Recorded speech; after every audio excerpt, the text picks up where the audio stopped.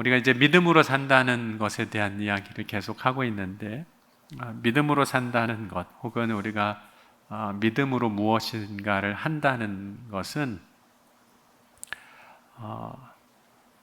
정말 내가 살아가는 삶의 자리에서 믿음을 붙잡고 살아가는 거거든요. 그런데 이 믿음으로 사는 것과 그렇지 않은 것은 이렇게 확연하게 구분이 됩니다. 그러니까 애매하지 않다는 거죠. 그래서 믿음과 상관없이 사는 삶과 믿음으로 사는 삶은 어떻게 보면 동전의 앞 뒷면과도 같은 겁니다. 그러니까 이것이 아니면 분명히 그것이 되는, 또 때로는 낮과 밤과 같기도 한 거죠. 이것이 아니면 그것이 되는 것이 되는 거죠. 너무 달라서 분명하게 이제 대조가 되는 것입니다. 때로는 너무 달라서 그것이 동시에 같이 존재하기가 어려운 것이 될 수도 있습니다. 그래서 믿음으로 사는 삶이란 결국 우리의 선택에서 이루어지게 되는데, 정말 믿음으로 살든지 그렇지 않든지라는 겁니다. 그럼 믿음으로 산다는 게 어떤 걸까요? 믿음으로 사는 것이란 오늘 이제 기쁨으로 사는 것인데, 그럼 기쁘세요? 네, 별로신 것 같기도 하고. 네.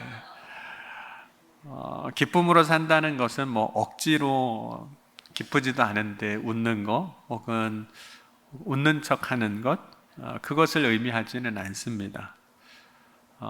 아마 억지로 기뻐할 수 있죠. 그러니까 기쁜 척 할 수 있죠. 근데 그것은 진짜 믿음으로 사는 삶이 아니라 외식하는 삶의 한 모습일 것이고, 그냥 가식적인 나의 한 모습에 불과합니다. 그럼 오늘 함께 본 말씀을 보면 이제 항상 기뻐하라라고 이야기하고 있는데, 항상이라는 말과 이 기뻐하라는 말의 의미를 정확하게 이해를 하지 않으면 이 항상 기뻐하는 이 말씀 때문에 항상 기뻐하지 못하는 자신을 보고 실망하거나, 아니면 마치 항상 기뻐하라는 그 말씀 안에서, 믿음 안에서 살아가는 것처럼 자기 자신을 꾸며야 하는 삶을 살아가게 됩니다. 그러니까 이 말씀을 이해하지 못하면 실망하든지 가식적으로 살든지 외식하면서 살든지 그렇게 된다는 거죠. 그럼 항상이라는 게 어떤 의미일까요? 이 항상이라는 단어 헬라어를 보면 두 가지 의미를 가지고 있는 시간과 공간 안에서 함께 존재한다는 의미입니다. 그러니까 시간과 공간 안에서 함께라는 의미가 항상이라는 거예요. 그래서 만약 함께 하지 않는다면 그것은 항상이라는 단어를 쓸 수가 없다라는 겁니다. 만약 내가 누군가와 같은 시간에 있지 않다면 항상이 될 수가 없다라는 겁니다. 만약 내가 누군가와 같은 공간에 있지 않다면 그것은 항상이라는 말로 설명할 수 없다는 겁니다. 그런 의미에서 보면 시간과 공간의 제약을 받는 인간으로서는 이 항상이라는 단어를 우리의 삶에서 이루어내기가 어려운 거죠. 왜냐하면 시간과 공간 안에서 함께 해야 하는데 그것이 현실적으로 불가능하거든요. 많은 사람들이 인생을 이해할 때 한 가지로만 이해하려고 합니다. 왜냐하면 그게 편하거든요. 예를 들어서 나의 삶을 한 줄의 역사로만 생각하려고 하는 겁니다. 그렇다 보니까 한 줄의 역사로만 자신의 인생을 생각하면 슬플 때가 있고 기쁠 때가 있는 겁니다. 고난의 때가 있는가 하면 잘 될 때가 있는 거예요. 이것이 한 줄로 연결되어 있다는 거죠. 이렇게 이해하는 인간의 삶에서는 항상이라는 것이 존재하기가 어렵습니다. 왜냐하면 계속 굴곡이 있기 때문에. 좋을 때가 있고 나쁠 때가 있고, 또 그때그때 상황과 조건이 달라지기 때문에 상황과 조건에 따라서 기쁨이 있기도 하고 그렇지 않기도 하는 겁니다. 이게 한 줄로 이해하면 그렇습니다. 그런데 저와 여러분의 인생은 한 줄로만 이어진 인생은 아니라는 거죠.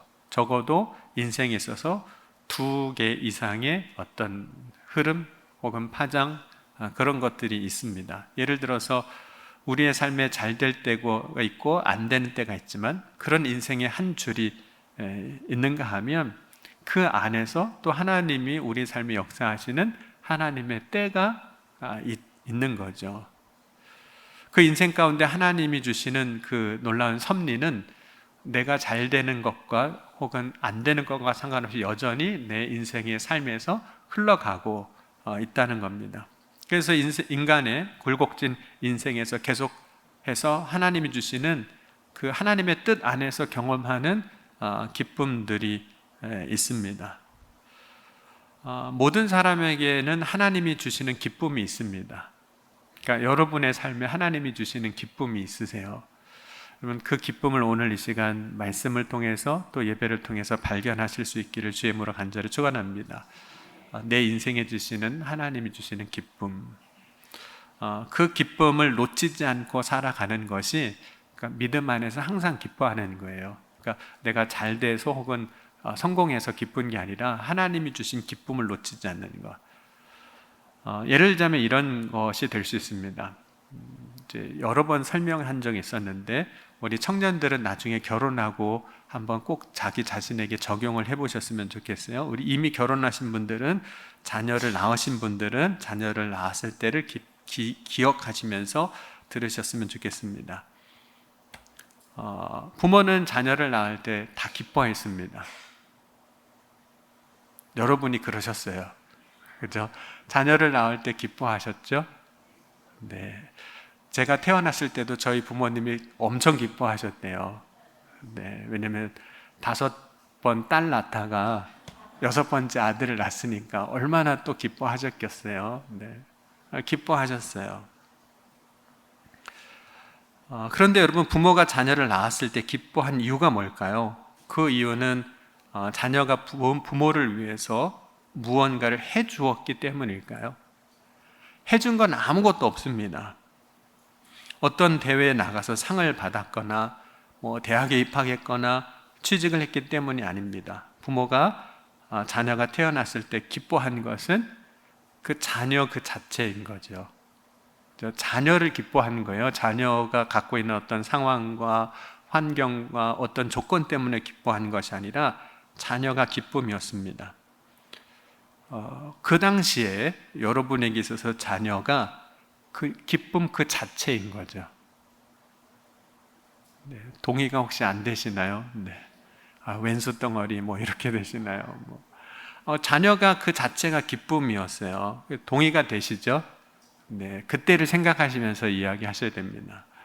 그런데 여러분, 자녀가 성장하면서 우리는 다양한 상황과 환경을 맞이하게 됩니다. 그때 자녀가 기쁨 그 자체였다는 것은 변하지 않아요. 자녀가 기쁨이었다는 건 변하지 않아요.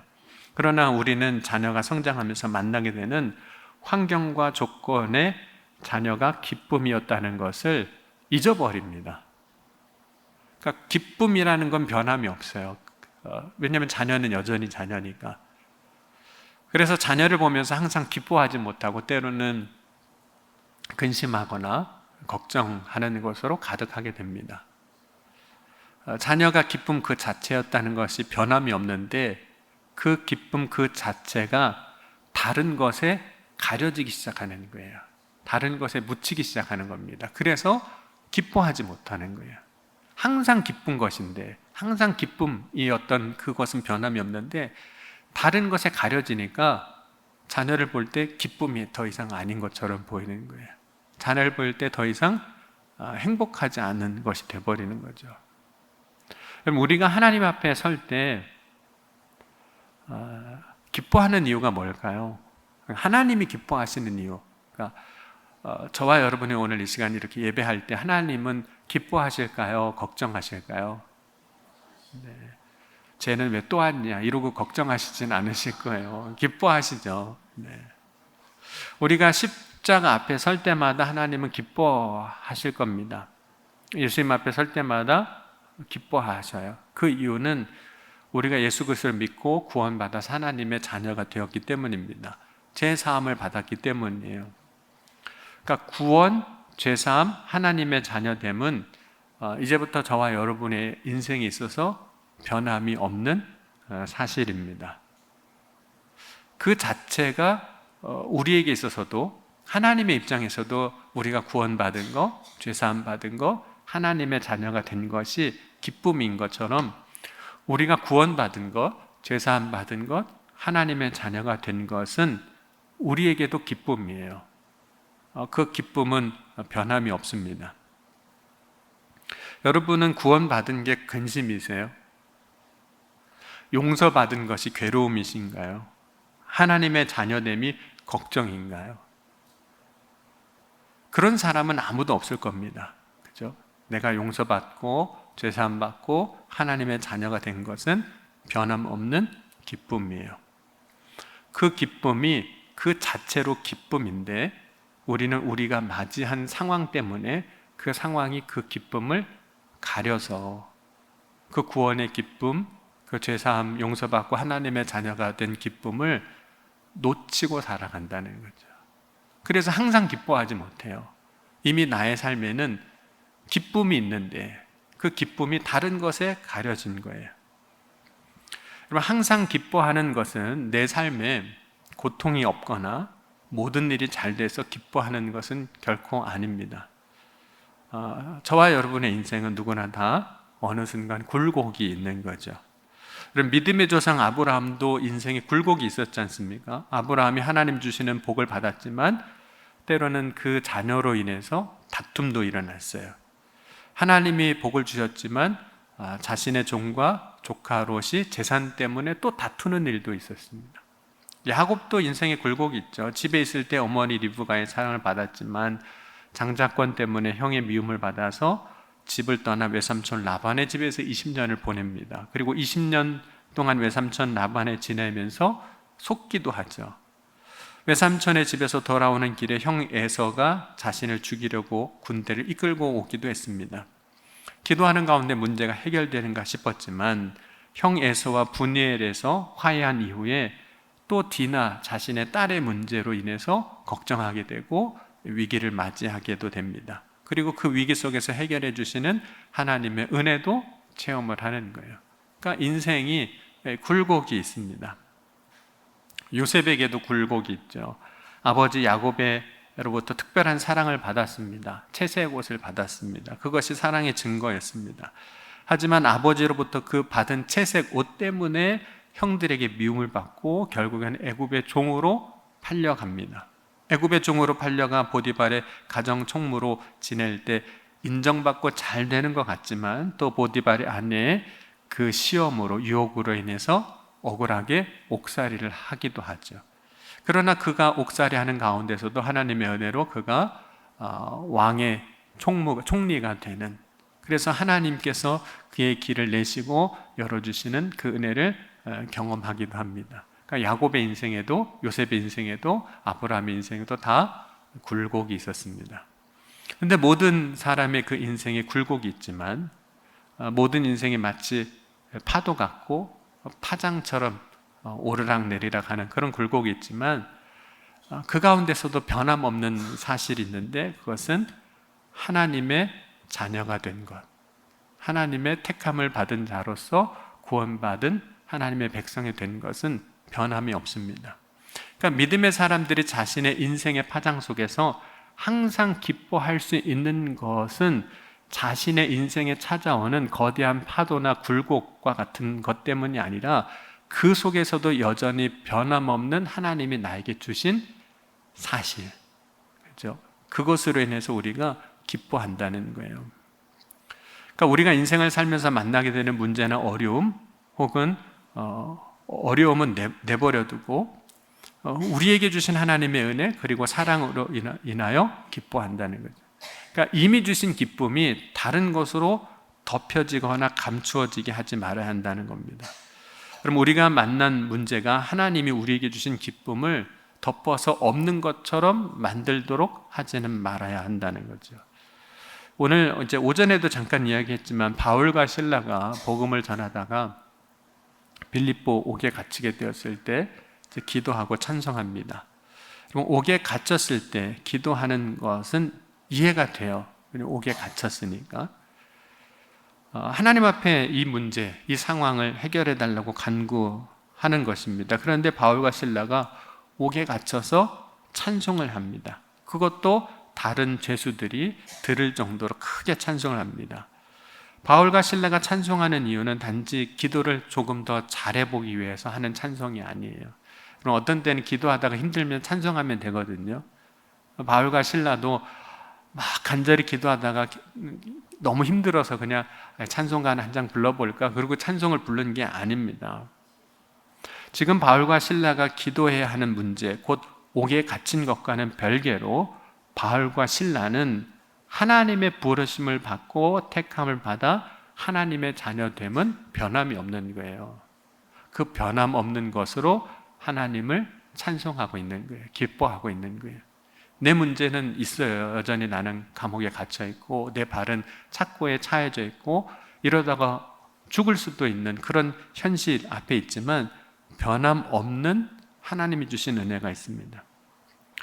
문제 앞에서 기도하지만 변함없는 하나님의 사랑 앞에서는 찬송하고 있는 거죠.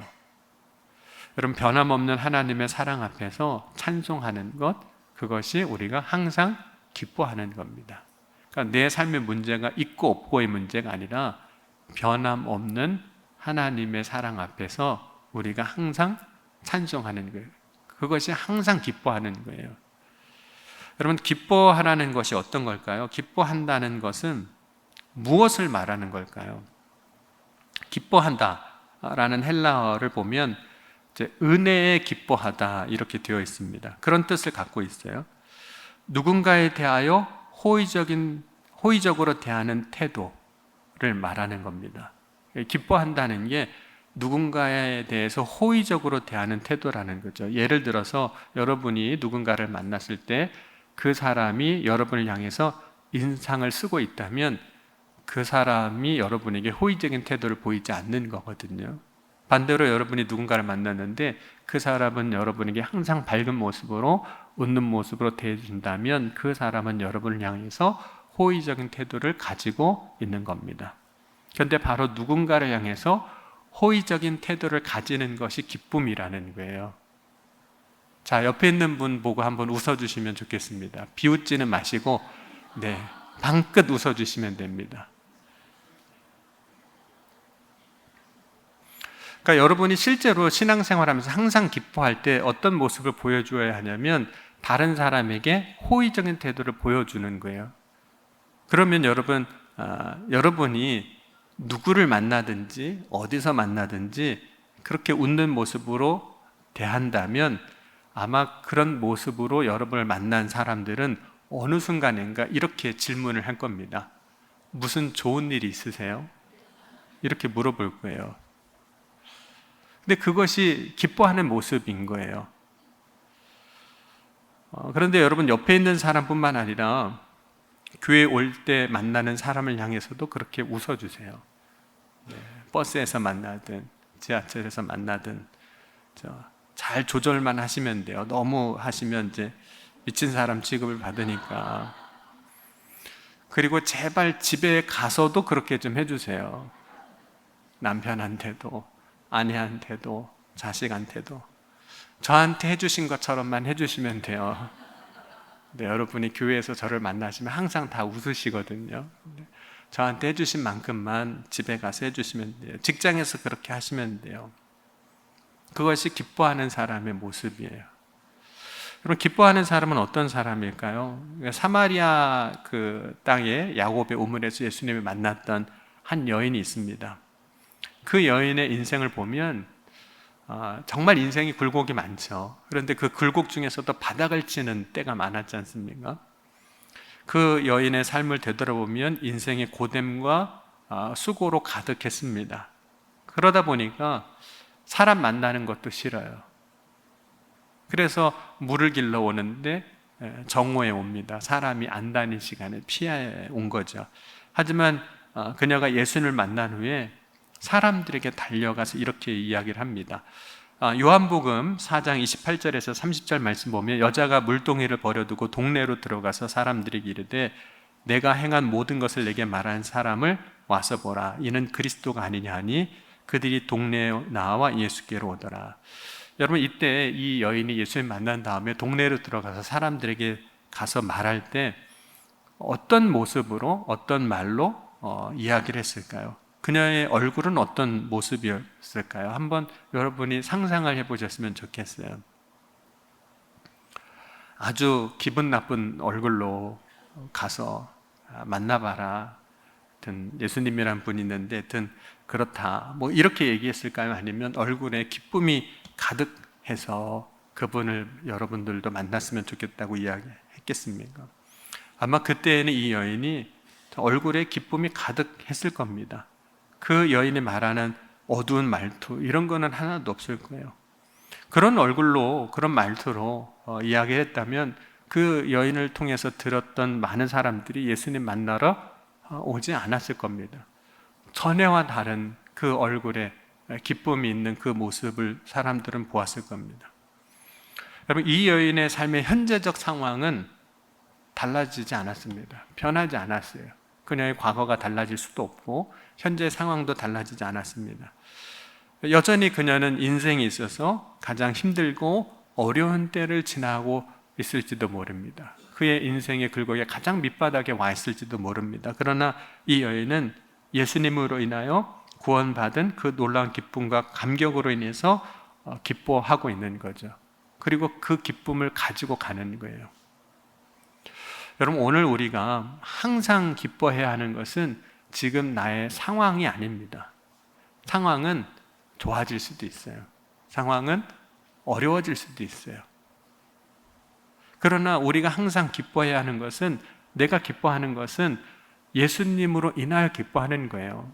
그 은혜로 인해서 기뻐하는 거예요.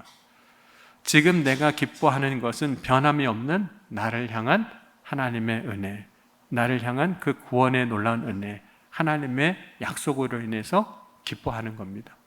그것으로 인해서 기뻐하는 사람은 항상 기뻐할 수 있어요. 여러분, 항상 기뻐하는 사람들 보면 사람들이 뭐라고 말할까요? 어쩌면 미쳤다고 말할지도 모릅니다. 사람들의 눈에는 그렇게 보일 거예요. 왜냐하면 상황은 아무리 봐도 기뻐할 상황이 아닌데 기뻐하고 있으니까. 자신에게 주어진 상황이나 환경과 다른 모습으로 사람들은 인식하고 이해하기 때문에 그렇게 이야기할 수 있습니다. 예를 들자면 우리가 잘 알고 있는 손양원 목사님 같은 경우는 자기의 두 아들을 잃습니다. 그리 잃고 이제 장례식장에서 이제 그 오신 분들에게 인사를 하는 시간에 이렇게 인사를 했어요. 9가지 감사 기도를 이야기합니다. 그 9가지 감사 기도가 이런 기도였어요. 9가지 감사 기도. 첫째, 나 같은 죄인의 혈통에서 순교자의 자식을 나오게 하셨으니 감사합니다. 둘째, 허다한 많은 성도들 중에 이런 보배들을 주께서 하필 내게 맡겨주셨으니 감사합니다. 셋째, 3남 3녀 중에서도 가장 아름다운 두 아들 장자와 차자를 바치게 된 축복을 감사합니다. 넷째, 한 아들의 순교도 귀하다 하거늘 하물며 두 아들의 순교하게 됨을 하나님께 감사합니다. 다섯째, 예수 믿다가 누워 죽는 것도 큰 복이거늘 전도하다 총살 순교 당함에 감사합니다. 여섯째, 미국 유학 가려고 준비하던 내 아들 미국보다 더 좋은 천국에 갔으니 안심되어 감사합니다. 일곱째, 나의 사랑하는 두 아들을 총살한 원수를 회개시켜 내 아들로 삼고자 하는 사랑의 마음을 주신 하나님께 감사합니다.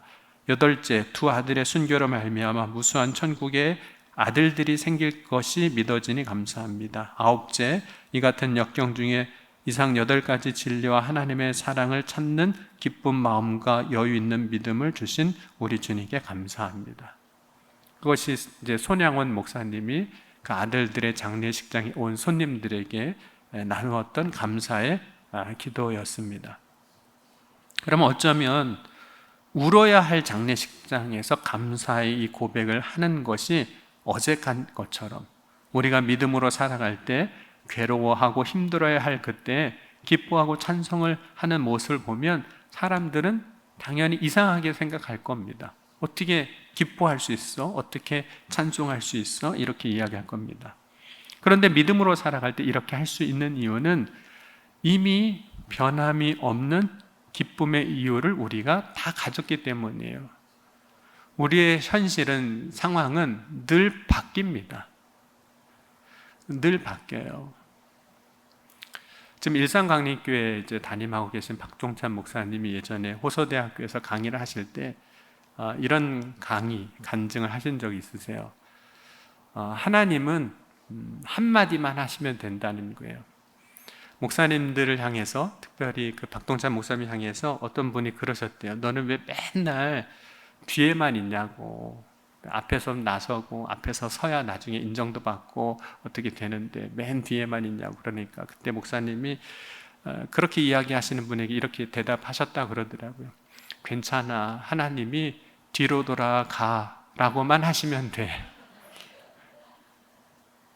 그죠? 뒤로 돌아가 그러면 맨 뒤에 있는 사람이 맨 앞에 서게 되는 거잖아요.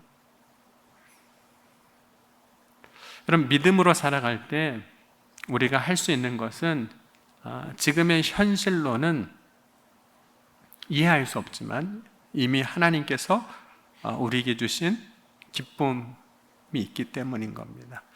그럼 항상 기뻐하라, 이 말을 들을 때마다 그동안은 우리가 어떻게 항상 기뻐할 수 있을까 항변하기도 했습니다.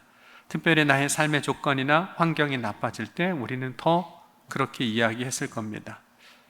그런데 한번 잘 생각해 보십시오. 내가 기뻐할 수 있는 변함없는 이유는 이미 저와 여러분의 삶에 다 주어져 있다는 사실입니다. 그럼 그 기쁨을 나의 삶에 주어진 환경과 조건 때문에 놓치지 않는 저와 여러분이 될 수 있기를 주의 이름으로 간절히 축원합니다. 우리가 항상 기뻐할 수 있는 그 이유를 우리에게 주셨는데 그것을 우리의 삶의 어떤 일 때문에, 조건 때문에 빼앗기지 않는 저와 여러분이 될 수 있기를 주의 이름으로 간절히 축원합니다. 그래서 정말로 항상 기뻐하라는 이 말씀을 들을 때마다 이건 불가능한 일이야가 아니라 이미 나에게 주신 하나님의 은혜로 기뻐하고 감사함으로 말씀이 실제로 나의 삶의 성취가 되고 말씀이 이루어지는 은혜를 경험하고 또 고백할 수 있는 저와 여러분이 될 수 있기를 주의 이름으로 간절히 축원합니다. 기도하시겠습니다.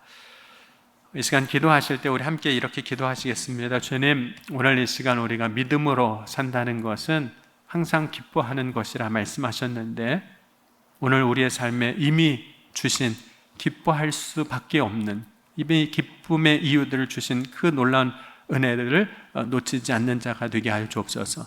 상황과 변하는 환경 때문이 아니라 이미 나에게 주신 그 놀라운 은혜로 말미암아 항상 기뻐하는 믿음의 삶으로 세워져 나가게 하여 주옵소서. 이 시간 함께 기도하시겠습니다. 지금도 살아계시고 역사하신 하나님 아버지 감사합니다.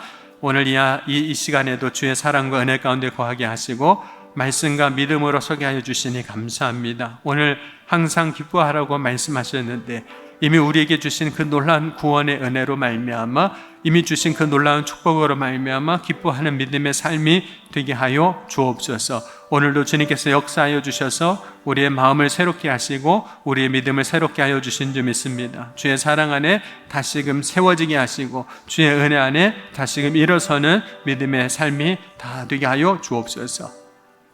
사랑의 주님 감사합니다. 오늘 이 시간에도 주의 말씀 안에 서게 하시고 믿음으로 살아갈 수 있도록 인도하여 주시니 감사합니다. 항상 기뻐하라 말씀하셨는데 오늘 이 시간 우리에게 주어진 어떤 상황과 환경 때문에 이미 주신 기쁨을 잃는 자가 되지 아니하게 하시고 이미 주신 기쁨을 붙잡고 승리의 삶을 살아가는 주의 자녀들이 다 되게 하여 주옵소서.